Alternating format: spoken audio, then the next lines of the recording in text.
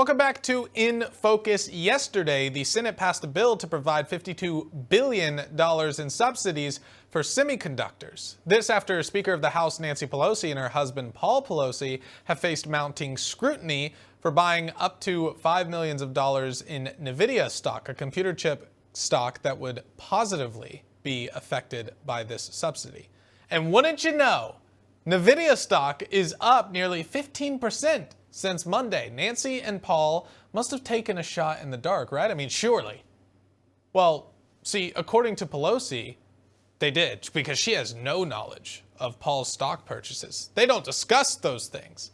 Just like Hunter and Joe never talk business, you know? Sure, wink, wink.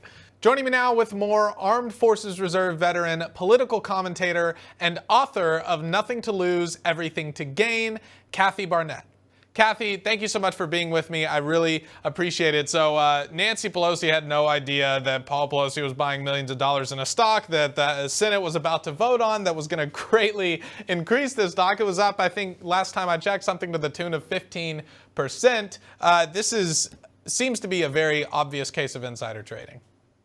Yeah, if you believe Nancy Pelosi had no idea what her husband was doing, I have a bridge in Manhattan to sell you. And this is just, it's just a long list of the hypocrisy and the blatant corruption that so many Americans are just sick and tired of being sick and tired over, right?